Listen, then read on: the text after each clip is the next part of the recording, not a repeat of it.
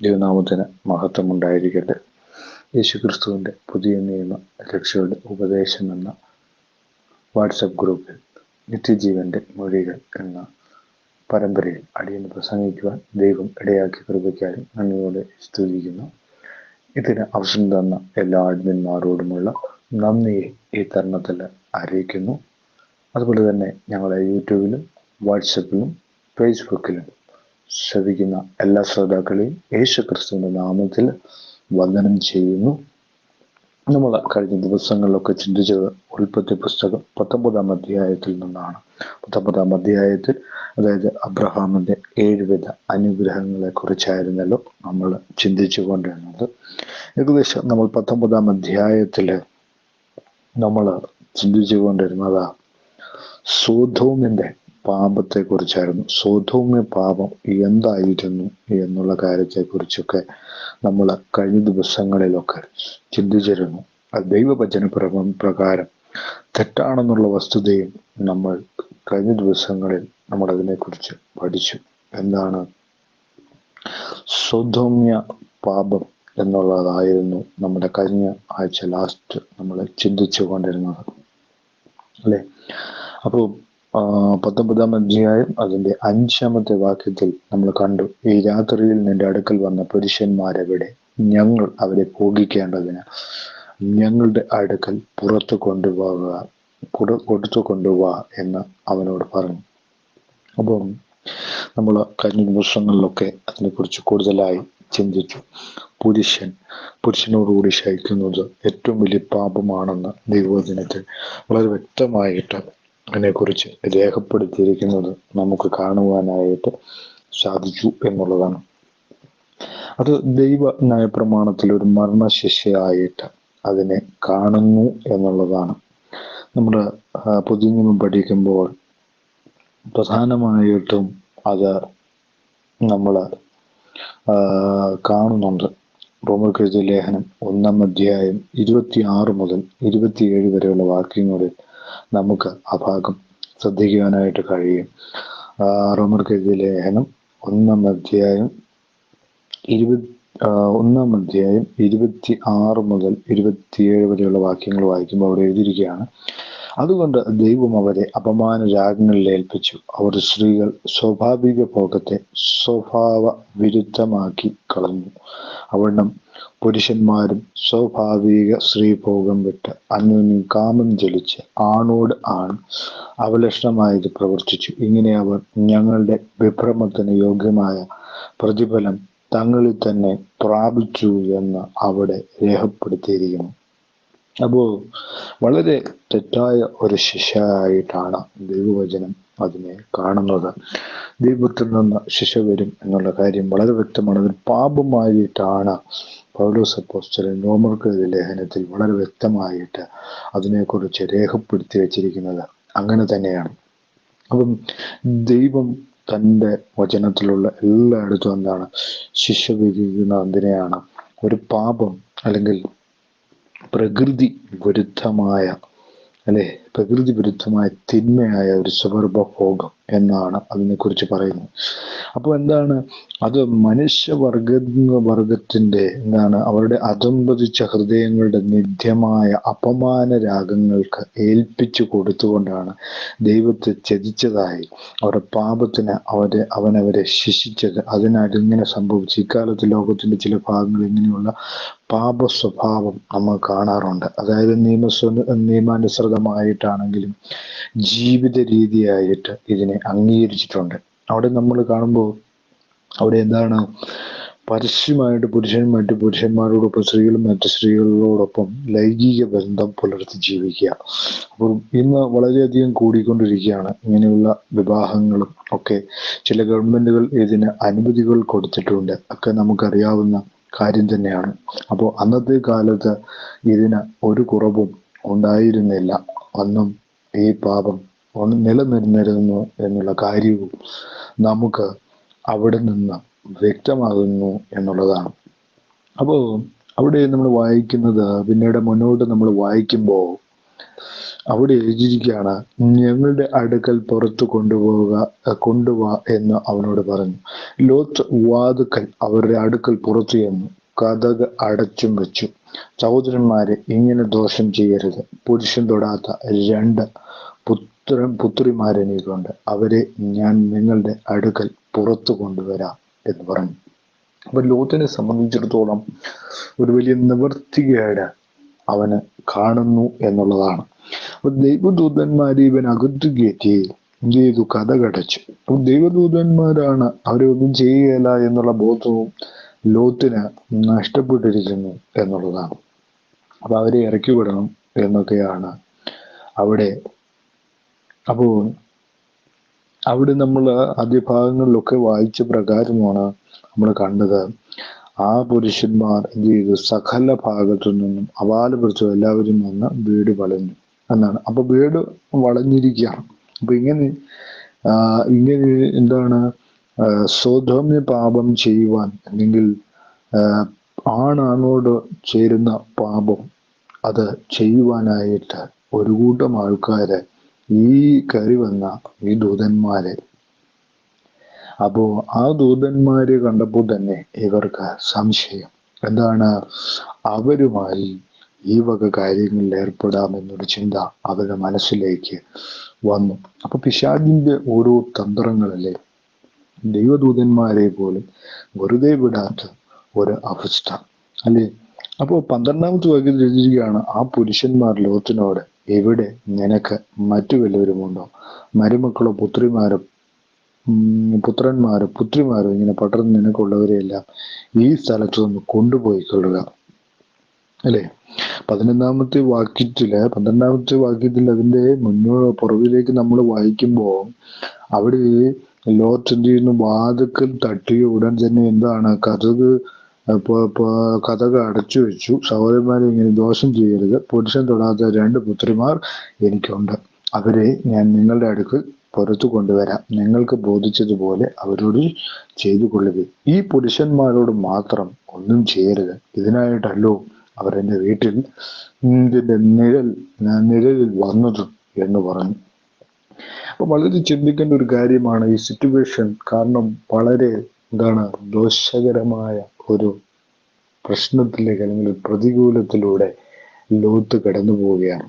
ലോത്തിനെ സംബന്ധിച്ചിടത്തോളം ദൈവവുമായി, അതായത് ഞാൻ കഴിഞ്ഞ എപ്പിസോഡിൽ ഞാൻ സംസാരിച്ചപ്പോൾ ഞാൻ പറഞ്ഞു, എന്തായിരുന്നു പറഞ്ഞു നിർത്തിയത്? അബ്രഹാമിനെ പോലെ ദൈവവുമായി ഒരു സഹിത്വം, അല്ലെങ്കിൽ ഒരു ബന്ധം പുലർത്തുന്ന സ്വഭാവം ആർക്കുണ്ടായിരുന്നില്ല. സഹിത്വം അല്ലെങ്കിൽ സ്നേഹബന്ധം ആർക്കുണ്ടായിരുന്നില്ല? ലോത്തിനുണ്ടായിരുന്നില്ല. അബ്രഹാമിനുണ്ടായിരുന്നത് പോലെ ആർക്കുണ്ടായിരുന്നില്ല? ലോത്തിനുണ്ടായിരുന്നില്ല. അതുകൊണ്ട് തന്നെയാണ് ഈ കഷ്ടാവസ്ഥ വന്നപ്പോൾ അവൻ തകർന്നു പോകുന്ന കാഴ്ചയാണ് നമുക്ക് കാണാനായിട്ട് സാധിക്കുന്നത്. നമ്മൾ അബ്രഹാമിനെ കുറിച്ച് പഠിച്ചപ്പോൾ അബ്രഹാമിനെ എടുത്തെഴുന്നേൽപ്പിക്കുവാൻ ദൈവം വന്നു, അല്ലെ? ദൈവം അവനെ പലപ്പോഴും എന്ത് ചെയ്തു? എൻകറേജ് ചെയ്തുകൊണ്ടിരുന്നു. ഒന്നും സംഭവിക്കത്തില്ല, നിന്നെ ഞാൻ രക്ഷിച്ചു കൊള്ളാം, നിന്നെ ഞാൻ അനുഗ്രഹിക്കാം. പക്ഷെ ലോത്തിനോട് പറഞ്ഞില്ല. കാരണം എന്താണ്? അബ്രഹാം അനുസരിക്കുന്നവനായിരുന്നു. ലോത്ത് അങ്ങനെയല്ല. അവന് ദൈവഭയവുമില്ല, ദൈവവുമായി യാതൊരു ബന്ധവും അവനില്ല എന്നുള്ള കാര്യമാണ്. എന്നെ കേൾക്കുന്ന പ്രിയ സഹോദരങ്ങളെ, നിങ്ങൾ ഈ പറയുന്ന ലോത്തിനെ പോലെ ആകരുത്. ദൈവവുമായി യാതൊരു ബന്ധവും, ഒരിക്കലും ദൈവത്വമായിട്ടുള്ള ബന്ധം വിച്ഛേദിച്ചു കഴിഞ്ഞാൽ നിങ്ങളുടെ ജീവിതത്തിൽ, നിങ്ങളുടെ ഇടകളിൽ പ്രശ്നങ്ങളും പ്രതിസന്ധികളും കൂടുമെന്നുള്ള കാര്യമാണ് ഈ ലോത്തിന്റെ ജീവിതം നമ്മളെ ഓർമ്മിപ്പിക്കുന്നത് എന്നുള്ളതാണ്. ദൈവത്തെ വിട്ട് ഒരു കാര്യങ്ങളും നമ്മൾ ചെയ്യുവാൻ പാടില്ല. അപ്പോ എന്താണ്? ലോത്ത് അവരോട് പറയുകയാണ്, പുരുഷൻ തൊടാത്ത 2 പുത്രിമാർ എനിക്കുണ്ട്. അവരെ ഞാൻ നിങ്ങളുടെ അടുക്കൽ പുറത്തു കൊണ്ടുവരാം. നിങ്ങൾക്ക് ബോധിച്ചതുപോലെ അവരോട് ചെയ്തു കൊള്ളുകയും ഈ പുരുഷന്മാരോട് മാത്രം ഒന്നും ചെയ്യരുത്. ഇതിനായിട്ടല്ലോ അവർ എൻ്റെ വീട്ടിന്റെ നിഴലിൽ വന്നത് എന്ന് പറഞ്ഞു. മാറി നിൽക്കുക എന്നവർ പറഞ്ഞു. ഇവൻ ഒരുത്തൻ പരദേശിയായി വന്ന് പാർക്കുന്നു, ന്യായം വിധിപ്പാൻ ഭാവിക്കുന്നു. ഇപ്പോൾ ഞങ്ങളെ അവരോട് പാപിച്ചതിലധികം നിന്നോട് ദോഷം ചെയ്യുന്നുവെന്നും അവർ പറഞ്ഞു. ലോത്തിന് ഏറ്റവും തെക്കി വാതിൽ പൊളിപ്പാൻ അടുത്തു. അപ്പോൾ ആ പുരുഷന്മാർ കൈ പുറത്തോട്ട് നീട്ടി ലോത്തിനെ തങ്ങളുടെ അടുക്കൽ അകത്തു കയറ്റി വാതിലടച്ചു. വാതിൽക്കൽ ഉണ്ടായിരുന്ന പുരുഷന്മാർ ആബാലവൃത്തം അന്ധത പിടിച്ചു. അതുകൊണ്ട് അവർ വാതിൽ തപ്പി നടന്ന് വിഷമിച്ചു. ആ പുരുഷന്മാർ ലോത്തിനോട്, ഇവിടെ നിനക്ക് മറ്റു വല്ലവരുമുണ്ടോ? മരുമക്കളോ പുത്രിമാരോ ഇങ്ങനെ പട്ടണത്തിൽ നിനക്കുള്ളവരൊക്കെയും ഈ സ്ഥലത്തു നിന്നും കൊണ്ടുപോയിക്കൊള്ളുക. അപ്പൊ ഇവരെ കുറിച്ചുള്ള ആവലാതി യഹോവയുടെ മുമ്പാകെ വലുതായി തീർന്നിരിക്കുന്നുവെന്ന് ഞങ്ങൾ ഈ സ്ഥലത്തെ നശിപ്പിക്കും. അതിനാൽ അതിനെ നശിപ്പാൻ യഹോവ ഞങ്ങളെ അയച്ചിരിക്കുന്നു എന്ന് പറഞ്ഞു. അപ്പോ ആ പുരുഷന്മാര് ലോത്തിനോട്, ഇവിടെ നിനക്ക് മറ്റു വല്ലവരുമുണ്ടോ? മരുമക്കളുണ്ടോ? പുത്രിമാരുണ്ടോ? ഇങ്ങനെ പട്ടണത്തിൽ നിനക്കുള്ളവരൊക്കെ ഈ സ്ഥലത്ത് നിന്ന് കൊണ്ടുപോയിക്കൊള്ളുക. അപ്പൊ എന്താണ് നമ്മൾ കണ്ടത്? അവിടെ ഈ പറയുന്ന ലോത്തിന്റെ വാതുക്കൽ അവരുടെ അടുക്കൽ പുറത്തു ചെന്ന് കതക് അടച്ചു സഹോദരന്മാരെ ഇങ്ങനെ ദോഷം ചെയ്തത്. പുരുഷൻ തൊടാത്ത 2 പുത്രിമാർ എനിക്കുണ്ട്. അവരെ ഞാൻ നിങ്ങളുടെ അടുക്കൽ പുറത്തു കൊണ്ടുവരാം. നിങ്ങൾക്ക് ബോധിച്ച പോലെ അവരെ ചെയ്തു കൊള്ളുക. ഈ പുരുഷന്മാരോട് മാത്രം ഒന്നും ചെയ്യരുത്. ഇതിനായിട്ടല്ലോ അവർ എൻ്റെ വീട്ടിൽ നിഴലിൽ വന്നത് എന്ന് പറഞ്ഞു. മാറി നിൽക്കുക എന്നവർ പറഞ്ഞു. ഇവൻ ഒരുത്തൻ പരദേശിയായി വന്നു പാർക്കുന്നു, ന്യായം വിധിപ്പാന് ഭാവിക്കുന്നു. ഇപ്പോൾ ഞങ്ങൾ അവരോട് ഭാവിച്ചതിലധികം നിന്നോട് എന്ത് ചെയ്യുന്നു? ദോഷം ചെയ്യുന്നുവെന്നും അവർ പറഞ്ഞ് ലോത്തിന് ഏറ്റവും തെക്കി വാതിൽ പൊളിപ്പാൻ അടുത്തു. അപ്പോൾ ആ പുരുഷന്മാർ കൈ പുറത്തോട്ട് നീട്ടി ലോത്തിനെ തങ്ങളുടെ അടുക്കൽ അകത്തു കയറ്റി വാതിലടച്ചു. വാതിലുണ്ടായിരുന്ന പുരുഷന്മാർ കപാലവൃത്തം എന്ത് ചെയ്തു? അന്ധത പിടിച്ചു. അപ്പം വന്നിരിക്കുന്നത് ദൈവദൂതന്മാരാണ് എന്നുള്ള ബോധ്യം പോലും ആർക്കില്ല? ലോത്തിനില്ല. ലോത്ത് എന്നിട്ടും എന്ത് ചെയ്യാണ്? അവരെ രക്ഷിക്കാൻ ശ്രമിക്കുകയാണ്. അവരോട് കാര്യങ്ങളൊന്നും പറയാൻ ശ്രമിക്കുന്നില്ല. ലോത്തിന്റെ തീരുമാനങ്ങളിലൂടെ മുന്നോട്ട് പോകുമ്പോഴാണ് അവർ വാതിൽ തല്ലിപ്പിടിക്കാൻ തുടങ്ങിയപ്പോൾ എന്ത് ചെയ്തു? വാതിൽക്കൊണ്ടുവരുന്ന പുരുഷന്മാർ അപാരബദ്ധ അന്ധത പിടിച്ചു. അവർ എന്ത് ചെയ്തു? അന്ധത പിടിച്ചു. അതുകൊണ്ട് അവർ വാതിൽ തപ്പി നടന്ന് വിഷമിച്ചു. ആ പുരുഷന്മാർ ലോത്തിനോട്, ഇവിടെ നിനക്ക് മറ്റു വല്ലവരുമുണ്ടോ? മരുമക്കളുണ്ടോ? പുത്രിമാരുണ്ടോ? ഇങ്ങനെ പട്ടണത്തിൽ നിനക്കുള്ളവരെയൊക്കെ ഈ സ്ഥലത്ത് നിന്ന് കൊണ്ടുപോയിക്കൊള്ളുക. ഇവരെ കുറിച്ചുള്ള ആവലാതി യഹോവയുടെ മുമ്പാകെ വലിയതായി തീർന്നിരിക്കുകൊണ്ട് ഞങ്ങൾ ഈ സ്ഥലത്തെ നശിപ്പിക്കും. അപ്പം ഇങ്ങനെ സോതോമ്യ പാപം പെരുകുന്ന ഈ സമയത്ത്, അതായത് ആണാണോട് ചേരുന്ന പെണ്ണോട് ചേരുന്ന ആ പാപം വർദ്ധിച്ചുകൊണ്ടിരുന്ന ആ കാലഘട്ടത്തിൽ എന്ത് സംഭവിച്ചു? അതിനെ നശിപ്പിക്കുവാനായി യഹോവ ദൂതന്മാരെ അയച്ചിരിക്കുകയാണ് നാടിനെ നശിപ്പിക്കുവാനായിട്ട്. അത് ലോത്തിനെ അറിയിക്കുവാനുള്ള കാരണം എന്താ? ലോത്തും അബ്രഹാമും തമ്മിലുള്ള ബന്ധം കൊണ്ടാണ് അത് ലോത്തിനെ അറിയിക്കാനായിട്ട് കാരണം എന്താണ്? ലോത്തിന്റെ സ്നേഹിതരെ അല്ലെ, ലോത്ത് സ്നേഹിക്കുന്നവരെ അല്ലെ, നിന്നെ അനുഗ്രഹിക്കുന്നവരെ ഞാൻ അനുഗ്രഹിക്കും. അങ്ങനെയാണ് ആർക്ക് വാഗ്ദത്തം കൊടുത്തിരിക്കുന്നത്? അബ്രഹാമിന് വാഗ്ദത്തം കൊടുത്തിരിക്കുന്നു അല്ലേ. നമുക്ക് ആ വാഗ്ദത്തത്തിലേക്കൊക്കെ കടന്നു പോകുമ്പോൾ അവിടെ അബ്രഹാമിന് കൊടുത്തിരിക്കുന്ന വാഗ്ദത്തങ്ങൾ വളരെ വലിയ തന്നെയാണ് അല്ലേ. അബ്രഹാം കൊടുത്ത വാഗ്ദത്തങ്ങളിൽ വളരെ വ്യക്തമായിട്ടൊരു കാര്യമുണ്ട്. അപ്പോൾ അബ്രഹാമിന്റെ സഹോദരന്റെ മകനാണ് ലോത്ത്. അപ്പോ ആ ലോത്തിനെ എന്തുകൊണ്ടാണ് ദൈവം കാത്തത്? അതാണ് പറഞ്ഞിരിക്കുന്നത്, നിന്നെ അനുഗ്രഹിക്കുന്നവരെ ഞാൻ അനുഗ്രഹിക്കും, നിന്നെ ശപിക്കുന്നവരെ ഞാൻ ശപിക്കും. അപ്പോ അവിടെ എഴുതിയിരിക്കുന്ന ഒരു കാര്യമുണ്ട്. 12-ാം അധ്യായം 4-ാം വാക്യത്തിൽ യഹോവ തന്നോട് കൽപ്പിച്ച പോലെ അബ്രഹാം പുറപ്പെട്ടു, ലോത്തും അവനോടുകൂടെ പോയി. ഹാരാനിൽ പുറപ്പെടുമ്പോൾ ലോത്ത് അവരോട് പോയി എന്നാണ് രേഖപ്പെടുത്തിയിരിക്കുന്നത്. അപ്പൊ വിളികേട്ടത് ആരാണ്? അബ്രഹാമാണ് വിളികേട്ടത്. പക്ഷെ ലോത്ത് കൂടെ പോയി. കാരണം ലോത്ത് അബ്രഹാമിന്റെ കൂടെ നടന്നത് കൊണ്ട് അവനും അനുഗ്രഹം പ്രാപിച്ചു എന്നുള്ളതാണ്. നീ അനുഗ്രഹിക്കുന്നവരെ ഞാനും അനുഗ്രഹിക്കും എന്നാണ്. നിന്നെ അനുഗ്രഹിക്കുന്നവരെ ഞാനും അനുഗ്രഹിക്കും എന്ന് പറഞ്ഞാൽ അവന്റെ കൂടെ, അനുഗ്രഹത്തിന്റെ കൂടെ നടക്കുന്നവനെയും ദൈവം അനുഗ്രഹിക്കും എന്നുള്ള കാര്യമാണ് ലോകത്തില് നമുക്ക് പഠിക്കാനുള്ള പാഠം. കുറച്ചു നാള് ചില ആളുകൾക്ക് അനുഗ്രഹം ലഭിച്ചു. അപ്പോൾ അനുഗ്രഹം ലഭിച്ചതിന് കാരണം എന്താണ്? അനുഗ്രഹമുള്ളവന്റെ കൂടെ നടന്നത് കൊണ്ടാണ് ചിലപ്പോൾ അനുഗ്രഹങ്ങൾ ലഭിക്കാം. അങ്ങനെ ഒരു കാര്യവും ഇവിടെ സംഭവിക്കുന്നുണ്ട്. അതാണ് ആരുടെ ജീവിതത്തിൽ സംഭവിച്ചത്? ലോത്തിന്റെ ജീവിതത്തില് നമുക്ക് കാണുവാനായിട്ട് സാധിക്കുന്ന ഒരു പാഠമെന്ന് പറയുന്നത്. അതുകൊണ്ടാണ് ആ പുരുഷന്മാർ തക്ക സമയത്ത് വന്ന് ലോത്തിനെ അറിയിച്ചത്.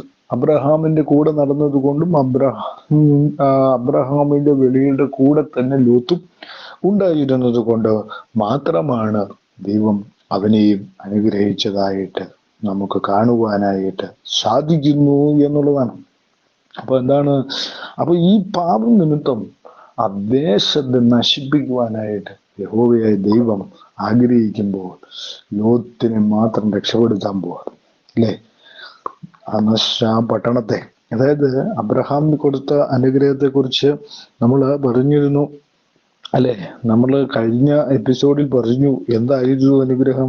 50 നീതിമാന്മാർ, പക്ഷേ 5 പേർ കുറഞ്ഞു പോയെങ്കിലോ, 5 പേർ കുറഞ്ഞത് കൊണ്ട് നീ ആ പട്ടണത്തെ മുഴുവൻ നശിപ്പിക്കുമോ എന്ന് അബ്രഹാം പറഞ്ഞതിന് 45 പേരെ ഞാൻ അവിടെ കണ്ടാൽ അതിനെ നശിപ്പിക്കുകയില്ല എന്ന് അരുളി ചെയ്തു. അവൻ പിന്നെ അവനോട് സംസാരിച്ചു, പക്ഷെ 40 പേരെ അവിടെ കണ്ടാലോ എന്ന് പറഞ്ഞതിന് ഞാൻ 40 പേരുടെ നിമിത്തം നശിപ്പിക്കുകയില്ല എന്ന് അരുളി ചെയ്തു. ദൈവം ഒരു വാഗ്ദത്തം പറഞ്ഞിട്ടുണ്ട്, നശിപ്പിക്കത്തില്ല. എന്തുകൊണ്ടാണ് ലോത്തിനെ ഇത്രയും കാലം ദൈവം സൂക്ഷിച്ചിരുന്നത്?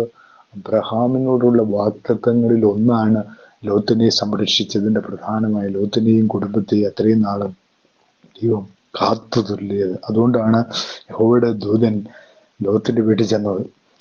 അബ്രഹാമിന്റെ വീട്ടിൽ യഹോവ ചെന്നതായിട്ട് നമ്മൾ കണ്ടു, പക്ഷെ യഹോവ ലോത്തിന്റെ വീട്ടിൽ പോയില്ല. എന്താണ്? ലോത്തും ദൈവവും തമ്മിൽ യാതൊരു ബന്ധവും ഉണ്ടായിരുന്നില്ല. അബ്രഹാമിന്റെ ബന്ധം വഴി ആരനുഗ്രഹിക്കപ്പെടുകയായിരുന്നു? ലോത്ത് അനുഗ്രഹിക്കപ്പെടുകയായിരുന്നു ഇത്രയും കാലം, അല്ലെ? നീരുറദേശം കണ്ടപ്പോ ലോത്ത് അങ്ങോട്ട് പോയി. അവിടെയാണ് സൊദോമിലെ പാപം ഉള്ളത്. അപ്പം സൊദോമിലെ പാപം നിലകൊണ്ടെടുത്ത് ലോത്ത് വരേണ്ടി വന്നതും ലോത്തിനെ അവിടെ സംരക്ഷകനായിട്ട് ആരും ഉണ്ടാകാതെ ഇരുന്നതിന്റെ പ്രധാനമായ കാര്യം എന്താ? അവർ ദൈവവുമായി ഒരു ബന്ധം, ഒരു സഹിത്വം അവൻ ഉണ്ടായിരുന്നില്ല. പക്ഷെ അബ്രഹാമിന് അത് ഉണ്ടായിരുന്നു. അതുകൊണ്ട് ദൈവം എന്ത് ചെയ്തു? അബ്രഹാമിനെ ഉയർത്തി. പക്ഷെ ലോത്ത് എന്നും കഷ്ടത്തിലൂടെയും പ്രതികൂലത്തിലൂടെയും പ്രതിസന്ധികളിലൂടെയും ലോത്തിന് കടന്നു പോകേണ്ടതായി വന്നു. അപ്പൊ എന്നെ കേൾക്കുന്ന പ്രിയ ജനമേ, നിങ്ങൾ ദൈവത്തെ മറന്നു പോയാൽ, നിങ്ങളുടെ ജീവിതത്തിൽ എവിടെയെങ്കിലും ദൈവവുമായി ഒരു സഹിത്വമില്ലെങ്കിൽ, ദൈവവുമായി ഒരു സ്നേഹബന്ധമില്ലെങ്കിൽ, നിങ്ങൾ കിടക്കുന്നത് ഒരു സൊദോമിലായിരിക്കും. അതിന് ആരോടും തെറ്റു പറഞ്ഞിട്ട്, ആരോടൊരു ദോഷം പറഞ്ഞിട്ട് ഒരു കാര്യവുമില്ല. കാരണം എന്നെ കേൾക്കുന്ന പ്രിയ ജനമേ, നിങ്ങൾ ഇന്ന് സൊദോമിലാണോ കിടക്കുന്നതെങ്കിൽ ദൈവത്തെ വിളിച്ച് മടങ്ങി വരിക. അതാണ് ഈ ദൈവവചനത്തിൽ നിന്ന് ദൈവവചനം നമ്മോട് സംസാരിക്കുന്ന കാര്യമെന്ന് പറയുന്നത്. അതുകൊണ്ട് ഈ കാലങ്ങളിൽ ദൈവവചനത്തിലേക്ക് ആഴമായുള്ള ശ്രദ്ധ കൊടുക്കേണ്ട കാലങ്ങൾ വളരെ വർദ്ധിച്ചുകൊണ്ടിരിക്കുന്നു. കർത്താവിന്റെ വരവ് ആഗമനമായിരിക്കും. അതിന്റെ പല ലക്ഷണങ്ങളും പലയിടത്തും തെളിഞ്ഞു തുടങ്ങിയിരിക്കുന്നു. അപ്പോൾ ഈ കാലങ്ങളിൽ നമ്മൾ ഉണരണം. അപ്പോൾ ഓരോന്നും ഓരോ വാണിയങ്ങളാണ്, അല്ലെ? ലോകത്തിനും കൂടെ പല വാണിയങ്ങൾ കിട്ടി. എന്നിട്ട് ലോത്ത് എന്ത് ചെയ്തില്ല? ആ വാണിങ്ങിനൊക്കെയും അവഗണിച്ചുകൊണ്ട് താൻ പാപത്തിൽ നിന്നും പാപത്തിലേക്ക്, വളരെ വ്യക്തമായിട്ട് അവിടെ കാണുന്ന ഒരു കാര്യം എന്താണ്? പുരുഷൻ തൊടാത്ത 2 പുത്രിമാർ എനിക്കുണ്ട്, അവരെ ഞാൻ നിങ്ങളുടെ അടുക്കൽ പുറത്തു കൊണ്ടുവരാം. അല്ലേ? എന്തൊരു അപ്പനല്ലേ അദ്ദേഹം! നമ്മള് ചിന്തിച്ചു പോകും, ഇങ്ങനൊരു അപ്പനോ, അല്ലെ? മക്കളെ കൊടുക്കാമെന്ന്, ഇവിടുന്ന് പോകാമോ, മക്കളെ തരാമെന്ന്. എന്തൊരു മനുഷ്യനല്ലേ! നമ്മൾ പലപ്പോഴും ലോകത്തിനെ കുറിച്ച് പഠിക്കുമ്പോൾ വളരെയധികം ക്രൂരനായ അപ്പൻ. രക്ഷപ്പെടാൻ വേണ്ടി 2 പുത്രിമാർ എനിക്കുണ്ട്, അവരെ തരാം, അല്ലേ? എന്തൊരു പിതാവല്ലേ! നാണം കെട്ടു പോകുന്ന ഒരു പിതാവ്.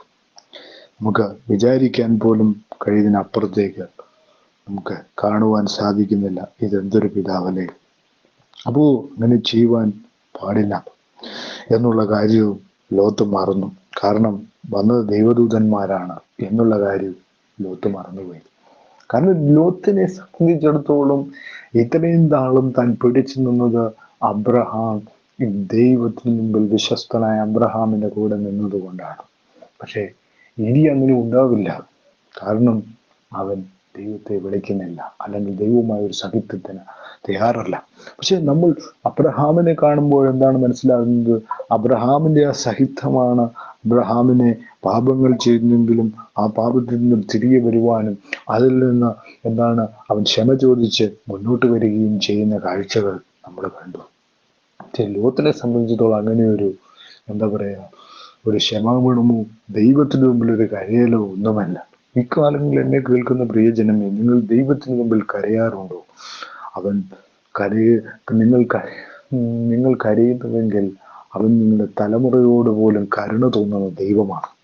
അതുകൊണ്ട് തന്നെ ഈ കാലങ്ങളിൽ നിങ്ങൾ ആ തലമുറകളോട് ദൈവം കരുണ തോന്നിക്കണമെങ്കിൽ, കണ്ടില്ലേ ലോത്തിന്റെ അവസ്ഥ? ലോത്തിനെ നമ്മൾ ശ്രദ്ധിക്കുക. പുത്രിമാരെ ആരും തൊടാത്ത പുത്രിമാർ ഇവിടെ ഉണ്ട് എന്ന് പറഞ്ഞുകൊണ്ട് ഇറക്കി നിൽക്കേണ്ടി വരുന്ന അവസ്ഥ ഒന്ന് ചിന്തിച്ചു നോക്കിയേ. ഒരു പിതാവിന്റെ ദയനീയ അവസ്ഥ എങ്ങനെയെങ്കിലും കഴിഞ്ഞു എന്ന് ചിന്തിക്കുമ്പോൾ തന്നെ നമ്മൾ മനസ്സിലാക്കണം, എന്താണ് ദൈവവുമായുള്ള ശക്തം ലോത്തിനുണ്ടായിരുന്നില്ല, അബ്രഹാമിനുണ്ടായിരുന്നു. അബ്രഹാമിൻ ദൈവം സൂക്ഷിച്ചു, വാഗ്ദത്തങ്ങൾ നിറവേറ്റി പരിപാലിച്ചു എന്നാണ് അബ്രഹാം പിതാവിനെ കുറിച്ച് നമുക്ക് കാണുവാനായിട്ട് സാധിക്കുന്നു. വാഗ്ദത്തങ്ങൾ നിറവേറ്റി പരിപാലിച്ചു, അല്ലെ? 7 അനുഗ്രഹങ്ങൾ, 7 വാഗ്ദത്തങ്ങൾ അവൻ എന്തുകൊണ്ട് അവന് ലഭിച്ചു? അവൻ ലോത്തിനെ പോലെ ആയിരുന്നില്ല. ലോത്ത് അബ്രഹാമിനെ കണ്ട് പഠിച്ചുമില്ല. ചില ആളുകൾ അങ്ങനെയാ, ദൈവത്തെ അനുഗ്രഹിക്കുന്നവരെ കണ്ടാലും പഠിക്കുകയല്ല. ഒരിക്കലും ദൈവത്തിലേക്ക് വരാൻ അവർക്ക് ഒരു താല്പര്യമില്ലാത്ത ആൾക്കാരാണ്. അങ്ങനെ പല ടൈപ്പ് ആൾക്കാർ നമ്മുടെ ഇടയിലുണ്ട്. ദൈവം ഓരോരുത്തരെയും നടത്തുന്ന വഴികൾ കണ്ടിട്ട് പോലും അതുപോലും ശ്രദ്ധിച്ച് ദൈവത്തെ വിളിക്കുവാൻ കഴിയാത്ത അനേകം ആൾക്കാരുണ്ട്. അപ്പൊ അങ്ങനെയുള്ളവരോട് പോലും ദൈവം ഇടപെടുന്നു എന്നുള്ളതാണ്, അല്ലെ? ദൈവം ഇടപെടുന്നുണ്ട്, പക്ഷെ ആരും ശ്രദ്ധിക്കുന്നില്ല. എന്നോട് ഇതുവരെ ആരും ഇടപെട്ടിട്ടില്ല എന്ന് പറയുന്നവരോട് പോലും ദൈവം ഇടപെടുന്നുണ്ട്, അല്ലേ? കാരണം അബ്രഹാം ഒരു മാതൃകയായിട്ടുണ്ടെങ്കിലും ലോത്തിന് പഠിക്കാമായിരുന്നു. ലോത്തിന് പഠിക്കാൻ സമയമുണ്ടായിരുന്നു. എങ്കിലും ലോത്ത് എന്ത് ചെയ്തില്ല? പഠിച്ചില്ല. അതാണ് ലോത്തിന് വന്ന കുഴപ്പമെന്ന് പറയുന്നു, അല്ലേ? അപ്പോ വന്ന ദൈവദൂതന്മാരാണെന്ന് മനസ്സിലാക്കിയിരുന്നെങ്കിൽ അവനൊരിക്കലും ഇങ്ങനെ പറയേണ്ടേ വരില്ലായിരുന്നു എന്നുള്ളതാണ്. അങ്ങനെ എന്താണ്, എന്നിട്ടും എന്ത് ചെയ്തു? മനസ്സിലാകാത്ത ലോത്തിനെ കൊണ്ട് എന്ത് ചെയ്തു? മനസ്സിലാകാത്തത് ലോത്തിന് വേണ്ടി ആ ദൈവദൂതന്മാർ പ്രവർത്തിച്ചു, അല്ലെ? ആ പുരുഷന്മാർക്ക് അന്ധത പഠിപ്പിച്ചു, അല്ലെ? അന്ധത പിടിച്ചു എന്ന് കേൾക്കുന്നത്. അതുകൊണ്ട് അവർ വാതിൽ തപ്പി നടന്നു വിഷമിച്ചു. ആ പുരുഷന്മാർ ലോത്തിനോട്, ഇവിടെ നിനക്ക് വല്ലതും വല്ലവരും ഉണ്ടെങ്കിൽ മരുമക്കളോ പുത്രന്മാരോ പുത്രിമാരോ ഇങ്ങനെ പട്ടണത്തിൽ നിനക്കുള്ളവരൊക്കെ ഈ സ്ഥലത്തു നിന്ന് കൊണ്ടുപോയിക്കൊള്ളുക. അപ്പൊ എന്ത് ചെയ്യണം? ഈ സ്ഥലത്തു നിന്ന് അവരെ എന്ത് ചെയ്യണം? കൊണ്ടുപോയിക്കൊള്ളുക. ഇനി ഇവിടെ നിൽക്കേണ്ട. എന്തുകൊണ്ടാ? അബ്രഹാമിന്റെ അനുഗ്രഹം ലോത്തിന് കിട്ടിയിരുന്നത് കൊണ്ടാണ്. ദൈവത്തിനെ എന്ത് ചെയ്യത്തില്ല? ഞാൻ പറഞ്ഞു 18-ാം അധ്യായത്തിൽ പറഞ്ഞ എന്താണ്? അബ്രഹാമിന് കൊടുത്ത വാഗ്ദത്തം, 5 പേർ ഉണ്ടെങ്കിൽ ആ പട്ടണം മുഴുവൻ നശിപ്പിക്കത്തില്ല. അബ്രഹാമിനോടുള്ള ബന്ധത്തില് ലോത്തിനെ രക്ഷിക്കുവാനായിട്ട് യഹോവയായ ദൈവത്തിന് കരുണ തോന്നി എന്നുള്ളതാണ് ലോത്തിനെ കുറിച്ചുള്ള പാഠം, അല്ലെങ്കിൽ പഠിക്കുമ്പോൾ നമുക്ക് മനസ്സിലാക്കുവാനായിട്ട് സാധിക്കുന്നു എന്നുള്ളതാണ്. അപ്പോ അതിന്റെ അടുത്ത വാക്യത്തിൽ നമ്മൾ വായിക്കുമ്പോൾ, ആ പുരുഷന്മാർ ലോത്തിനോട് ഇവിടെ നിന്നുള്ളതൊക്കെ വിട്ട് മറ്റുള്ളവരും മരുമക്കളെയും പുത്രന്മാരെയും പുത്രിമാരെയും ഇങ്ങനെ പട്ടണത്തിൽ നിന്നൊക്കെ ഉള്ളവയൊക്കെയും ഈ സ്ഥലത്ത് നിന്ന് കൊണ്ടുപോയിക്കൊള്ളുക. പിന്നെ ഇവരെ കുറിച്ചുള്ള ആവലാതി യഹോവയുടെ മുമ്പാകെ വലുതായി തീർന്നിരിക്കുന്നതുകൊണ്ട് ഞങ്ങൾ ഈ സ്ഥലത്തെ നശിപ്പിക്കും. അതിനെ നശിപ്പിക്കുവാൻ യഹോവ ഞങ്ങളെ അയച്ചിരിക്കുന്നു എന്ന് പറഞ്ഞു. വളരെ ശ്രദ്ധിക്കേണ്ട ഒരു കാര്യമാണ്. സോദോമിൽ പാപം കഠിനമായപ്പോൾ, ദൈവവചന വിരുദ്ധമായ കാര്യങ്ങൾ ചെയ്യുവാൻ തുടങ്ങിയപ്പോൾ ആ ദേശത്തെ പൂർണ്ണമായി നശിപ്പിക്കുവാൻ ദൈവം ഒരുങ്ങുകയാണ്. ദൈവത്തിന് മുമ്പിൽ, അല്ലെങ്കിൽ ദൈവത്തിന്റെ പ്രമാണത്തിന് മുമ്പിൽ ആരെങ്കിലും ദോഷം ചെയ്തു കഴിഞ്ഞാൽ അപ്പോൾ തന്നെ ദൈവം എന്ത് ചെയ്തിരുന്നു? പഴയ നിയമത്തിൽ ശിക്ഷ അന്നേരെ വിധിച്ചിരുന്നു. ഇക്കാലങ്ങളിലൊന്നും ഒന്നും അന്നേരം വരാത്തത് കൊണ്ട് ആളുകൾ എന്ത് ചെയ്യും? സന്തോഷിച്ചുകൊണ്ടേയിരിക്കും. അതുകൊണ്ടാണ് അയ്യോ ദൈവമൊന്നും ചെയ്യുന്നില്ലല്ലോ, അതുകൊണ്ട് ഞങ്ങൾക്കിനിയൊന്നും സംഭവിക്കാനില്ലല്ലോ എന്ന് പറഞ്ഞുകൊണ്ട് ദൈവമൊന്നുമില്ല എന്ന് പറഞ്ഞിരിക്കുന്ന, അല്ലേ? അതാണ് അവസാന നാളുകളിൽ പലരും വിശ്വാസം ത്യജിക്കുമെന്ന് ദൈവവചനം പറയുന്നതിൻ്റെ പ്രധാനമായ പൊരുൾ അത് തന്നെയാണ്. എന്താണ് ദൈവം ഇപ്പോൾ ഇല്ല? കാരണം എന്താ? കൃപായുഗമാണ്. കൃപായുഗത്തിൽ എല്ലാവരെയും ദൈവം എന്ത് ചെയ്യുകയാണ്? നിലനിർത്തുകയാണ്. അന്നേരം ശിക്ഷയൊന്നും വരുന്നില്ല. ശിക്ഷ വരുന്നതിൻ്റെ ന്യായവിധിയുണ്ട്. ആ ന്യായവിധി സമയമാവുമ്പോൾ അവൻ ശിക്ഷ വിധിക്കും. ശിക്ഷ വിധിക്കുമ്പോൾ എല്ലാവരും അവന്റെ ന്യായാസനത്തിന് മുമ്പ് വെളിപ്പെടേണ്ടതാ. അപ്പൊ ന്യായാസനത്തിന് മുമ്പിൽ നിൽക്കുമ്പോൾ നമ്മൾ മനസ്സിലാക്കേണ്ട പ്രധാനമായ കാര്യം എന്താണ്? ഒരു ന്യായവിധി വരുന്നുണ്ട്, അല്ലേ? ന്യായവിധി വരും, അത് നിശ്ചയമാണ്. അതേ കാര്യം തന്നെയാ ഇവിടെ പറയുന്നത്. ഞങ്ങൾ ഈ പട്ടണത്തെ നശിപ്പിക്കാൻ പോവുകയാണ്. കാരണം അബ്രഹാമിനോടുള്ള ബന്ധം കൊണ്ടാണ് ലോത്തെ നീ രക്ഷപ്പെട്ട് നിൽക്കുന്നത് എന്നുള്ള കാര്യമാണ് ആ ദൂതന്മാർക്ക് പറയുവാനുള്ള, ദൈവത്തിന്റെ ദൂതന്മാർക്ക് പറയുവാനുള്ള കാര്യം എന്ന് പറയുന്നത്, അല്ലെ? അതാണ് അതിന്റെ വാസ്തവം എന്ന് പറയുന്നത്. അബ്രഹാമും ദൈവവും തമ്മിലുള്ള ബന്ധമുള്ളത് കൊണ്ടാണ് ലോത്തെ നീ രക്ഷപ്പെട്ട് നിൽക്കുന്നത്. പല ലോത്തുമാരും നമ്മുടെ ഇടയിലുണ്ട്. ഇങ്ങനെ രക്ഷപ്പെട്ട് നിൽക്കുന്ന പല ലോത്തുമാരും നമ്മുടെ ഇടയിലുണ്ട്. അപ്പം ഈ കാലങ്ങളിലൊക്കെ ഉണരേണ്ട സമയം കഴിഞ്ഞിരിക്കുന്നു, അല്ലെങ്കിൽ സോദോമ്യ പാപം മുന്നിൽ കണ്ടു നിൽക്കുന്നു എന്നുള്ളതാണ് നമ്മൾ മനസ്സിലാക്കേണ്ട പ്രധാനമായ കാര്യം എന്ന് പറയുന്നത്. അപ്പോ ഇവിടുന്ന് നമ്മൾ മുന്നോട്ട് ചിന്തിക്കുമ്പോൾ അവിടെ നമ്മൾ വീണ്ടും വായിക്കുമ്പോൾ ഈ പട്ടണത്തിന്റെ അകൃത്യത്തിൽ നശിക്കാതിരിപ്പാൻ എഴുന്നേറ്റ് നിന്റെ ഭാര്യയെയും ഇവിടെ കാണുന്ന നിന്റെ 2 പുത്രിമാരെയും കൂട്ടിക്കൊണ്ട് പോയിക്കൊള്ളുക എന്ന് പറഞ്ഞു. അപ്പൊ ഇതെല്ലാം കഴിഞ്ഞ് അവരോട് പറഞ്ഞു, ഇവിടെ കൂട്ടിക്കൊണ്ട് പോക്കൂ, കാരണം ഇവിടെ ഇനി ഈ നഗരം ഇനി ഞാൻ നിലനിർത്തുകയല്ലെന്ന് ദൈവത്തിന്റെ അരുളപ്പാടാണ്. ഒന്നും ഇനിയില്ല, വേണേ രക്ഷപ്പെട്ടു എന്ന് പറയുകയാണ്. ആരോടുള്ള ബന്ധത്തിലാ? അബ്രഹാമിനോടുള്ള ബന്ധത്തിൽ ലോത്തിനെ രക്ഷപ്പെടുത്തി വിടുകയാണ് എന്നുള്ള കാര്യമാണ്. 7 blessings അല്ലെങ്കിൽ 7 വാഗ്ദത്തങ്ങളിൽ അബ്രഹാമിന്റെ ആ 7 വാഗ്ദത്തങ്ങളിൽ ലോത്ത് ഉൾപ്പെടുന്നു എന്നുള്ളതാണ്. ലോത്തിന്റെ അനുഗ്രഹവും ലോത്തിന്റെ ജീവിതവും ലോത്തിന്റെ രക്ഷയും ഒക്കെ ഈ പറയുന്ന 7 blessings അടങ്ങിയിരിക്കുന്നു എന്നുള്ളതാണ്. 7 വാഗ്ദത്തങ്ങളിൽ അടങ്ങിയിരിക്കുന്നു എന്നുള്ള കാര്യം കൂടി നമ്മൾ മനസ്സിലാക്കണം. അതാണ് നമ്മുടെ കുറുവാക്യം എന്ന് പറയുന്നത്. 7 വാഗ്ദത്തങ്ങൾ, അല്ലെ? 7 വാഗ്ദത്തങ്ങളിൽ ഇവയെല്ലാം അടങ്ങിയിരിക്കുന്നു. ലോത്ത് പോലും സംരക്ഷിക്കപ്പെടുന്ന ഈ 7 വാഗ്ദത്തങ്ങളിലാണ്. മറന്നു പോകരുത്. ഈ വചനം വളരെ ശക്തമായ വചനമാണ്. ദൈവവചനം വളരെ നന്നായി നമ്മളോട് ദിവസങ്ങളിൽ സംസാരിക്കുകയാണ്. 7 blessings അബ്രഹാമിന് കൊടുത്തത് എന്തിനാണ്? കാരണം മാനവജാതിയെ മുഴുവൻ വീണ്ടെടുക്കുന്നതിന്റെ മുഴുവൻ അനുഗ്രഹവും അതിനകത്തുണ്ട്. അതും നമ്മൾ മനസ്സിലാക്കേണ്ട ഒരു പ്രധാനമായ കാര്യം തന്നെയാണ്, അല്ലെ? ആർക്ക് ജനിച്ചിട്ടുണ്ടോ ആ അനുഗ്രഹങ്ങളെല്ലാം അബ്രഹാം വഴി, അതായത് യേശുക്രിസ്തു മുഖാന്തരം നമുക്ക് ലഭിക്കുമെന്ന് പൗലോസ് അപ്പോസ്തലൻ രേഖപ്പെടുത്തി വെച്ചിട്ടുണ്ട്. അപ്പോ ഇതെല്ലാം നമ്മൾ വെച്ച് നോക്കുമ്പോൾ ഈ 7 blessings ഇത്ര വലിയ പ്രാധാന്യം നമുക്ക് കാണുവാനായിട്ട് കഴിയുന്നു എന്നുള്ളതാണ്. അപ്പൊ എന്താണ് നമ്മൾ പറഞ്ഞു വന്നതിന്റെ കാര്യം? ഭാര്യയും 2 പുത്രന്മാരെയും കൈക്ക് പിടിച്ച് പട്ടണത്തിന്റെ പുറത്തു കൊണ്ടുപോയി ആക്കി. അവരെ പുറത്തു കൊണ്ടുവന്ന ശേഷം അവൻ ജീവരക്ഷയ്ക്കായി ഓടിപ്പോവുക, പുറകോട്ട് നോക്കരുത്, ഈ പ്രദേശത്ത് തെങ്ങും നിൽക്കുകയും അരുത്. അതൊക്കെ ശ്രദ്ധിക്കേണ്ട ഒരു കാര്യമാണ്. ഈ പ്രദേശത്ത് നിൽക്കരുത്, നശിപ്പിക്കാൻ പോവാണ്, പുറകോട്ട് നോക്കരുത്. ഇങ്ങനെ പല കാര്യങ്ങൾ ദൈവദൂതൻ ആരോട് പറഞ്ഞു? ലോത്തിനോട് പറഞ്ഞു. ലോത്ത് ഇതെല്ലാം കേട്ട് മുന്നോട്ട് പോവാണ്. ലോത്ത് ആരെയും ശ്രദ്ധിക്കുന്നില്ല, പറഞ്ഞതായാലും കേൾക്കുക അല്ലെ. ജീവരക്ഷയ്ക്കായിട്ട് ഓടിപ്പോവുക, പുറകോട്ട് നോക്കരുത്, ഈ പ്രദേശത്തൊന്നും നിൽക്കരുത്, നിനക്ക് നാശം ഭവിക്കാതിരിക്കാൻ പർവ്വതത്തിലേക്ക് ഓടിപ്പോവുക എന്ന് പറഞ്ഞു. നാശം വരാതിരിക്കണമെങ്കിൽ എന്ത് ചെയ്യണം? പർവ്വതത്തിലേക്ക് ഓടിപ്പോകണമെന്ന് ആരോട് പറയാണ്? ലോത്തിനോട് ദൈവദൂതന്മാര് പറയുകയാണ്. അപ്പം പർവ്വതം സംരക്ഷണതയുടെ ഒരു കാര്യമായിട്ട് ഇവിടെ കാണുന്നു അല്ലേ. പർവ്വതങ്ങളിലേക്ക് ഓടിപ്പോവുക, പർവ്വതങ്ങളിലേക്ക് അല്ലെ, പർവ്വതത്തിലേക്ക് ഓടിപ്പോവുക എന്ന് പറഞ്ഞു.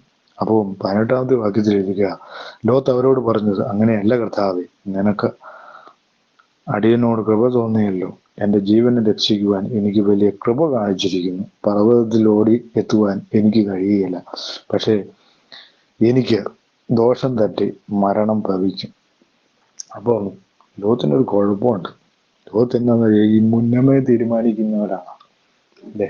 നമ്മളിപ്പല്ലരും അങ്ങനെ മുന്നമേ എല്ലാം മുന്നമേ തീരുമാനിക്കും. ദൈവ ഇഷ്ടമൊന്നും വേണ്ട, അതായത് മുന്നമേ കണ്ടു എന്ന് പറയുന്ന ചില ആൾക്കാരുണ്ട്. അപ്പൊ അവർക്കൊരു ഉത്തമ ഉദാഹരണമാണ് ഈ ലോത്ത്. ലോത്ത് നേരത്തെ തന്നെ പല കാര്യങ്ങളൊക്കെ പറഞ്ഞു. എന്നിട്ട് വളരെ വ്യക്തമായിട്ട് പറഞ്ഞു, ദൈവം എന്നോട് എന്ത് ചെയ്തു? കൃപ തോന്നിയല്ലോ എന്ന്. ആ കൃപ എവിടെ നിന്ന് വന്നു എന്നുള്ള കാര്യത്തെക്കുറിച്ച് ലോത്തിന് ഇപ്പോഴും ബോധ്യമില്ല.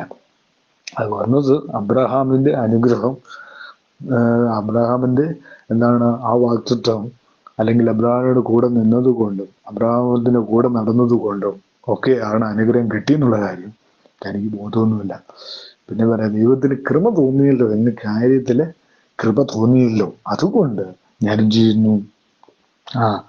നിനക്ക് അടിയനോട് കൃപ തോന്നിയല്ലോ, എൻ്റെ ജീവനെ രക്ഷിപ്പാൻ എനിക്ക് എന്താണ്, എൻ്റെ ജീവനെ രക്ഷിക്കാനായിട്ട് വലിയ കൃപ നീ കാണിച്ചല്ലോ. അപ്പം പിന്നെന്താ എഴുതിയിരിക്കുന്ന? പർവ്വതത്തിലേക്ക് ഓടാനൊന്നുമുള്ള എനിക്കതിനുള്ള കഴിവൊന്നുമില്ല. നമ്മൾ പലരും ഇങ്ങനെയാണ് അല്ലെ. നമ്മൾ പലതും മുന്നമേ കണ്ടിട്ട് യാത്ര ചെയ്യത്തുള്ളൂ അല്ലെ. അബ്രഹാം അങ്ങനെയായിരുന്നില്ല. അബ്രഹാം ഒരു ദേശം കാണിക്കാന്ന് പറഞ്ഞു, അവൻ ദേശത്തെയും ചാർച്ചക്കാരെയും വിട്ട് ഇറങ്ങിയെന്നാണ് അവിടെ രേഖപ്പെടുത്തിയിരിക്കുന്നത്. അപ്പോ എവിടെയും അത് തന്നെയാണ് സംഭവിക്കുന്നത്. ദേശത്തെയും ചാർച്ചക്കാരെയും വിട്ടിറങ്ങി. പക്ഷെ ഇവിടെ പറയുന്നൊന്നും കേൾക്കാൻ ആർക്ക്? ലോകത്തിന് വലിയ ഇതൊന്നുമല്ല. ലോകത്ത് ഭൂമിയിലേക്കൊന്നും ചിന്തിച്ചു. അവൻ പറഞ്ഞു, മുന്നമേ ചിന്തിക്കുന്ന ആളാ അല്ലേ. ലോകത്ത് പറയുന്നത് എന്താണ്? ലോകത്ത് പറയുകയാണ്, എനിക്ക് പർവ്വതങ്ങളിലേക്കൊന്നും ഓടിയെത്താൻ എനിക്ക് കഴിയില്ല, പക്ഷെ എനിക്ക് ദോഷം തട്ടി മരണം ഭവിക്കും. അപ്പൊ നേരത്തെ തന്നെ പുള്ളി ചിന്തിച്ചു വെച്ചിരിക്കുകയാണ് മരണമൊക്കെ വരും. നമ്മുടെ ജീവന്റെയും മരണത്തിന്റെയും ഒക്കെ കാര്യം ആരുടെ കയ്യിലാണ്? കർത്താവിന്റെ കൈകളിലാണ് ഇരിക്കുന്നത്. ഇവിടെ പല ആളുകളും എൻ്റെ മരണം ഉടൻ നടക്കും, അല്ലെങ്കിൽ എൻ്റെ യുദ്ധം തീരാൻ പോകുന്നു, എന്നെ കൊണ്ട് അതിന് കഴിയത്തില്ല എന്ന് പറഞ്ഞിരിക്കുന്ന ഒരുപാട് ആൾക്കാരുണ്ട്. അപ്പൊ അവരെയൊക്കെയും എന്നെ ഉൾപ്പെടെ എല്ലാം ചെയ്യും ഇത് നോക്കിയിട്ട് പറയുന്ന, നമ്മൾ പറയുന്ന കാര്യമാണ് അല്ലേ, നമ്മളെ കൊണ്ട് ഇതിനൊന്നും സാധിക്കത്തില്ല അല്ലേ. അപ്പൊ 20-ാമത്തെ വാക്യത്തിൽ എഴുതിയിരിക്കുകയാണ്, ഇതാ ഈ പട്ടണം സമീപമാകുന്നു, അവിടെ എനിക്ക് ഓടാം, അത് ചെറുതാകുന്നു, ഞാൻ അവിടേക്ക് ഓടിപ്പോകട്ടെ, അത് ചെറുതല്ലോ, എന്നാൽ എനിക്ക് ദൈവരക്ഷ ഉണ്ടാകും. അപ്പൊ ദൈവം പറയുന്നതോ അല്ലെങ്കിൽ ദൈവത്തിന്റെ ദൂതൻ പറഞ്ഞ ദൈവത്തിന്റെ അരുളപ്പാടൊന്നും കേൾക്കാനൊന്നും ലോത്തിന് മനസ്സില്ല. അവൻ പറയുന്നത് എങ്ങോട്ടാ? അവന്റെ കണ്ണ് വേറെ എവിടെയൊക്കെയാണ് അല്ലേ. അവന് വേറെ എങ്ങോട്ടൊക്കെ ഓടുവാനുള്ള തുടക്കത്തില്ല. പക്ഷെ എനിക്ക് ദോഷം തട്ടി മരണം ഭവിക്കും, ഇതാ ഈ പട്ടണം സമീപമാകുന്നു, അവിടെയൊക്കെ എനിക്ക് ഓടാം, അത് ചെറുതാകുന്നു, ഞാൻ അവിടേക്ക് ഓടിപ്പോകട്ടെ, അത് ചെറുതല്ലോ, എന്നാൽ എനിക്ക് ജീവരക്ഷ ഉണ്ടാകും എന്ന് പറയും. അപ്പോൾ 21-ാമത്തെ വാക്യത്തിലേക്ക് അവൻ അവനോട്, ഇക്കാര്യത്തിലും ഞാൻ നിന്നെ കടാക്ഷിക്കുന്നു, നീ പറഞ്ഞ പട്ടണം ഞാൻ മറിച്ചു കളയുകയില്ല, ബന്ധപ്പെട്ട് അവിടേക്ക് ഓടിപ്പോവുക, നീ അവിടെ എത്തുവോളം എനിക്ക് ഒന്നും ചെയ്യാൻ കഴിയുകയില്ല എന്ന് പറഞ്ഞു. അതുകൊണ്ട് ആ പട്ടണത്തിൽ സോവാർ എന്ന പേരായി. ശ്രദ്ധിക്കണേ, അപ്പൊ ബന്ധപ്പെട്ട് അവിടേക്ക് ഓടിപ്പോവുക. അപ്പൊ ബന്ധപ്പെട്ട് ഓടേണ്ടി വരും. നീ ഈ പറയുന്ന സ്ഥലത്തേക്കെന്ന് പറയുമ്പോൾ വളരെ ബന്ധപ്പെട്ട് നീ ഓടേണ്ടതായിട്ട് വരും അല്ലേ. നമ്മൾ പലപ്പോഴും ചിന്തിക്കുമ്പോൾ നമ്മുടെ ഗ്രഹങ്ങളും നമ്മൾ ചിന്തിക്കുന്ന തലത്തിൽ വരണമെന്ന് നമ്മൾ പലപ്പോഴും ചിന്തിക്കുന്നവരാ അല്ലേ. പക്ഷേ ദൈവത്തിന് ചില തീരുമാനങ്ങളുണ്ട്. ആ തീരുമാനങ്ങളിലൂടെ പോകാനൊക്കത്തുള്ളൂ. അപ്പൊ അവന്റെ ആഗ്രഹം എന്താണ്? ആ പട്ടണത്തിലേക്ക് പോകണം. അവൻ ആഗ്രഹിക്കുന്ന പട്ടണത്തിലേക്ക് പോകുമ്പോൾ എന്താണ്? ബന്ധപ്പെട്ടേ പോകാൻ പറ്റത്തുള്ളൂ. പർവ്വതങ്ങളിലേക്ക് ഓടുക. പർവ്വതത്തിലേക്ക് ഓടുവാനായിരുന്നു എന്ന് പറയുമായിരുന്നെങ്കിൽ ദൈവം പർവ്വതത്തിലേക്ക് ഓടുവാനുള്ള ബലം കൊടുത്തേനെയായിരുന്നു. അപ്പൊ ഇവിടെ എന്നാ പറഞ്ഞു? എനിക്ക് അങ്ങോട്ട് പോയാൽ മതി. ചില വാശിയൊക്കെ അങ്ങ് ആര് പിടിക്കുകയാണ്? ലോത്ത് പിടിക്കുകയാണ്. അപ്പൊ ലോത്ത് വാശി പിടിച്ചപ്പോ എന്താ പറഞ്ഞത്? അവിടെ വരുന്നവരെ നിന്നെ എനിക്ക് എന്ത് ചെയ്യാൻ പറ്റത്തില്ല, എത്തുവോളം എനിക്ക്, നീ അവിടെ എത്തുവോളം എനിക്കൊന്നും ചെയ്യാൻ കഴിയില്ല എന്ന് പറഞ്ഞു. ദൈവത്തിന്റെ വാക്ക് അനുസരിക്കുവാൻ ആര്? ലോത്ത് തയ്യാറല്ല. ലോകത്തിൻ്റെതായ ചില കാര്യങ്ങളൊക്കെ ഉണ്ട്, അല്ലെ? ആ പട്ടണത്തിന് സൊവാർ എന്നാണ് ആ ലോത്ത് പോകാൻ ഉദ്ദേശിച്ച ആ സ്ഥലം, അല്ലെ? സോവാറിൽ. അപ്പോ അടുത്ത വാക്യത്തിൽ 23-ാമത്തെ വാക്യത്തിൽ എഴുതിയിരിക്കുകയാണ്, ലോത്ത് സോവാരിൽ കടന്നപ്പോൾ സൂര്യൻ ഉദിച്ചിരുന്നു. യഹോവ സോദോമിന്റെയും ഗോമോറയുടെ മേൽ യഹോവയുടെ സന്നിധിയിൽ നിന്നും ആകാശത്തിൽ നിന്ന് ഗന്ധകവും തീയും വർഷിപ്പിച്ചു. അപ്പൊ ദൈവം ഒരു വാക്ക് പറഞ്ഞു, ആ നഗരം നശിപ്പിക്കുമെന്ന് പറഞ്ഞു. ആ നഗരത്തെ നശിപ്പിച്ചു. തീയും ഗന്ധകവും ഒക്കെ ഇട്ടല്ലേ, അല്ലേ? തീയും ഗന്ധകവും ഒക്കെ നിറഞ്ഞ തീപ്പൊയ്ക, അല്ലെ? ന്യായവിധി കഴിയുമ്പോ കുറെ പേര് തീയും ഗന്ധകവുമുള്ള തീപ്പൊയ്കയിലേക്ക് തള്ളിയിടുമെന്നൊക്കെ വെളിപ്പാട് പുസ്തകത്തിൽ നമ്മൾ വായിച്ചിട്ടുണ്ട്. എന്ന് പറഞ്ഞ പോലെ അവിടെ തീയും ഗന്ധവും ഒക്കെ അങ്ങ് വർഷിപ്പിച്ചു. എന്നിട്ട് എന്ത് ചെയ്തു? ആ പട്ടണങ്ങൾ പ്രദേശത്തിന് മുഴുവനും, ആ പട്ടണങ്ങളെ സകല നിവാസികൾക്കും നിരസ സസ്യങ്ങൾക്കും ഉന്മൂലനാശം വരുത്തി. വളരെ ശ്രദ്ധിക്കേണ്ട ഒരു കാര്യമാണ്. ആ നഗരം മുഴുവൻ അങ്ങ് നശിപ്പിച്ചു. കാരണം ആ നാട്ടിലെ ജനം പാപത്തിൽ നിന്നും പാപത്തിലേക്ക് പോകുന്നത് കണ്ടപ്പോൾ, ദൈവത്തിന്റെ പ്രമാണം തെറ്റിക്കുന്നത് കണ്ടപ്പോൾ ദൈവം അവരെ ശിക്ഷിച്ചു, അല്ലേ? അപ്പോ കാലങ്ങളിൽ ദൈവത്തിനു വേണ്ടി ഉണരുന്ന ഒരു ജനമായി തീരുവാൻ നമുക്ക് കഴിയണം. അപ്പൊ ശ്രദ്ധിക്കണേ, അടുത്ത വാക്യത്തിലേക്കാണ് നമ്മൾ പോകുന്നത്. 26-ാമത്തെ വാക്യത്തിൽ ലോത്തിന്റെ ഭാര്യ അവന്റെ പിന്നിൽ നിന്ന് തിരിഞ്ഞു നോക്കി ഉപ്പുതൂണായി ഭവിച്ചു, അല്ലേ? ലോത്തിന്റെ ഭാര്യ എന്തായിരിക്കും സോദോമിലേക്ക് തിരിഞ്ഞു നോക്കാനുള്ള കാര്യം? അവൾ ഈ ദൈവത്തിലേക്കൊന്നും നോക്കുന്നവൾ അല്ലാതെന്ന് തോന്നുന്നു. ദൈവത്തിലേക്ക് നോക്കുന്നില്ല, ലോകത്തിലേക്ക് അവളെ കണ്ണു മുഴുവനായിരിക്കും, അല്ലെ? ലോകത്തിൽ അവളുണ്ടായിരുന്ന പത്രാസ്, അവൾക്കുണ്ടായിരുന്ന സമ്പത്ത്, അതൊക്കെ ഒരു ദിവസം കൊണ്ട് നശിച്ചു പോകും എന്ന് ചിന്തിച്ചുകൊണ്ടാകാം അവൾ തിരിഞ്ഞു നോക്കി, അല്ലെ? ഇതൊക്കെ ദൈവം തന്നതാണ് എന്ന് ചിന്തിക്കുവാൻ കഴിഞ്ഞില്ല. പല ആളുകൾക്കും ഇന്ന് അത് അങ്ങനെയാണ്, അല്ലെ? മരിക്കുമ്പോഴും ഈ ഇതെല്ലാം ഇട്ടേച്ച് പോകണം എന്ന് പറഞ്ഞിട്ടുണ്ട് ചിന്ത ഉള്ളവരും ഉണ്ട് കാലങ്ങളിൽ. എന്ന് പറഞ്ഞ പോലെ ലോത്തിന്റെ ഭാര്യയെ സംബന്ധിച്ചിടത്തോളം ഒരു പിന്നിൽ തിരിഞ്ഞു നോക്കി. കാരണം ഇത്രയും വലിയ സമ്പത്തൊക്കെ നശിച്ചിട്ട് പോവുക എന്ന് പറയുമ്പോൾ ബുദ്ധിമുട്ടായിരിക്കും. അതായിരിക്കും പുള്ളിക്കാരി തിരിഞ്ഞു നോക്കി. ചിലപ്പോൾ എൻ്റെ ഒരു ചിന്തയിൽ അവിടെ എന്നാ സംഭവിക്കുന്നതെന്ന് വിചാരിച്ച് പുള്ളിക്കാരി തിരിഞ്ഞു നോക്കിയതായിരിക്കാം. പക്ഷെ എങ്ങനെയായാലും പുള്ളിക്കാരി തിരിഞ്ഞു നോക്കരുതെന്ന് ദൈവദൂതൻ നേരത്തെ തന്നെ വിലക്കിയതാണ്. പക്ഷെ ഇതൊന്നും ലോത്തിന്റെ ഭാര്യയും കേട്ടില്ല. ലോത്ത് കേട്ട് കാണുമായിരിക്കും. ലോത്തിന് എങ്ങോട്ട് പോകണമെന്നാണ് പറഞ്ഞത്? ലോത്തിന് എവിടേക്ക് പോകണമെന്നാണ് 21-ാമത്തെ വാക്യം. അവനോട്, ഇക്കാര്യത്തിൽ ഞാൻ നിന്നെ കടാക്ഷിക്കുന്നു, നീ പറഞ്ഞ പട്ടണം ഞാൻ മറിച്ചു കളയുകയില്ല. അപ്പൊ അത് മറിച്ചു കളയത്തില്ല. അപ്പൊ ആ നാട്ടിലേക്ക് പോകാനായിട്ട് പോവാണ്. ഏതാണ്? സോവാർ, അല്ലെ? സോവാർ എന്നാണ് ആ നഗരത്തിന്റെ പേര്. അപ്പൊ ആ നഗരത്തിലേക്ക് പോകുവാനാണ് ലോത്ത് ആഗ്രഹിച്ചു. അപ്പം ലോത്തിനോട് എന്താണ് പറഞ്ഞത്? ബന്ധപ്പെട്ട് അവിടെ പോവുക, നീ അവിടെ എത്തുവോളം എനിക്കൊന്നും ചെയ്യാൻ കഴിയുകയില്ല, അല്ലെ? പറഞ്ഞത് കേൾക്കാനും പറ്റത്തില്ല. അതുകൊണ്ട് തിരിഞ്ഞു നോക്കി ഉപ്പുതൂണുമായി ഭാര്യ അബ്രഹാം. അടുത്ത വാക്യത്തിൽ ഉപ്പുതൂണായി പോയി എന്ന് പറയുന്നു എന്നുള്ളതും നമ്മളിവിടെ കണ്ടു. അപ്പോൾ ഇതിൽ നിന്നെല്ലാം നമ്മൾ മനസ്സിലാക്കേണ്ട പ്രധാനമായ കാര്യം എന്താണ്? ദൈവത്തിന്റെ ആജ്ഞകളും ദൈവത്തിന്റെ കൽപ്പനകളും അനുസരിച്ചില്ല എങ്കിൽ നമ്മുടെ ജീവിതത്തിൽ കഷ്ടം വരും, അല്ലെ? ദേശത്തെയും ചാർച്ചക്കാരെയും വിട്ട്, പിതൃഭവനത്തെയും വിട്ട് ഇറങ്ങുക, ഞാൻ പറയുന്ന ദേശത്തേക്ക് പോവുക എന്ന് വിളി കേട്ട അബ്രഹാം ആ വിളി അനുസരിച്ചു. അതവന് നീതിയായി കണക്കിട്ടു. പക്ഷേ ലോത്ത് പറഞ്ഞത് കേട്ടില്ല. എനിക്കിഷ്ടമുള്ള പർവ്വതങ്ങളിലേക്ക് ഓടാൻ പറഞ്ഞപ്പോൾ താൻ വേറൊരു നഗരത്തിലെ സുവാറിലേക്ക് പോകുമെന്ന് പറഞ്ഞു. പക്ഷേ സുവാറിലേക്ക് പോകുവാൻ കഴിയുന്നത് ബന്ധപ്പെട്ട് മാത്രമേ കഴിയത്തുള്ളൂ. അവിടെ ഞങ്ങൾക്ക് നിന്നെ സഹായിക്കാൻ കഴിയുകയില്ല എന്ന് ദൈവദൂതൻ അരുളിച്ചെയ്തു. എന്നിട്ടും ലോത്ത് കേട്ടില്ല. പക്ഷേ ഭാര്യ നേരെ വിപരീതമായി തിരിഞ്ഞു നോക്കി. പുറകോട്ട് തിരിഞ്ഞു നോക്കരുതെന്ന് പറഞ്ഞു. പുറകോട്ട് തിരിഞ്ഞു നോക്കി ഉപ്പു തൂണായിപ്പോയി. അപ്പോൾ ഇതെല്ലാം നമ്മൾ മനസ്സിലാക്കേണ്ട കാര്യം, ദൈവത്തെ അനുസരിക്കാതെ ദൈവത്തെ മറികടന്ന് നമുക്ക് ഈ ലോകത്ത് ഒന്നും ചെയ്യുവാൻ കഴിയുകയില്ല. ദൈവവചനത്തെ നിരസിച്ചുകൊണ്ട് അല്ലെങ്കിൽ ദൈവവചനത്തിന് വിരുദ്ധമായി ഒരു കാര്യങ്ങളും നമുക്ക് ചെയ്യുവാനായിട്ട് കഴിയുകയില്ല. കഴിഞ്ഞാൽ അങ്ങനെ ചെയ്തു പോയാൽ അതിൻ്റെ അനന്തരഫലം നമ്മൾ ഓരോരുത്തരും എന്ത് ചെയ്യും? അനുഭവിക്കുക തന്നെ ചെയ്യും. അതാണ് ലോത്തിന്റെ ജീവിതവും അബ്രഹാമിന്റെ ജീവിതവും തമ്മിലുള്ള വ്യത്യാസം എന്ന് പറയുന്നത്. ഇന്നെ കേട്ട എല്ലാവരെയും വേണ്ടി ഞാൻ പ്രാർത്ഥിക്കുവാൻ പോവുകയാണ്. ഈ വചനങ്ങൾ നിങ്ങൾക്ക് അനുഗ്രഹപ്രദമായെങ്കിൽ ഞാൻ പ്രാർത്ഥിക്കുന്നു. മഹാപരിശുദ്ധനും നിത്യനുമായ ദൈവമേ, ഈ സമയത്തിനായി സ്തുതിക്കുന്നു. ഇത്രയും നേരം വചനം ശ്രമിച്ചുകൊണ്ടിരുന്ന എല്ലാവരെയും കർത്താവിൻ്റെ കരങ്ങളിൽ ഏൽപ്പിച്ച് പ്രാർത്ഥിക്കുന്നു.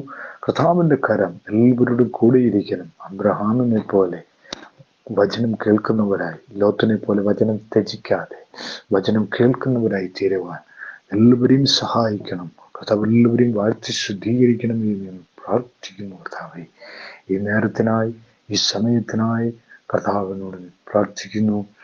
ഇതിൽ അഡ്മിന്മാരായിട്ടുള്ള എല്ലാവരെയും കർത്താവ് ധാരാളമായി സമൃദ്ധിയായും അനുഗ്രഹിക്കണം. രോഗികളായിട്ട് ഭാരപ്പെടുന്ന എല്ലാവർക്കും പൂർണ്ണമായ സൗഖ്യം വിടുതലും എന്നെ കർത്താവ് കൽപ്പിക്കണമേ എന്ന് ഞാൻ പ്രാർത്ഥിക്കുന്നു. അതുപോലെ തന്നെ ജോലിയില്ലാതെ ഭാരപ്പെടുന്നവരെ ഓർത്ത് പ്രാർത്ഥിക്കുന്നു. ജോലി നൽകി മാനിക്കണം. അതുപോലെ തന്നെ ദേശങ്ങളെല്ലാം അനുഗ്രഹിക്കണം, രാജ്യങ്ങളെ അനുഗ്രഹിക്കണം. പ്രാർത്ഥന സ്വർഗം ശ്രദ്ധിച്ച് കിട്ടിയ സ്വത്രം മാനം മഹത്വം ഉപജനെടുക്കണം. എല്ലാം യേശു ക്രിസ്തുവിന്റെ ധന്യമുള്ള നാമത്തിൽ തന്നെ. ആമേൻ, ആമേൻ. സ്വതം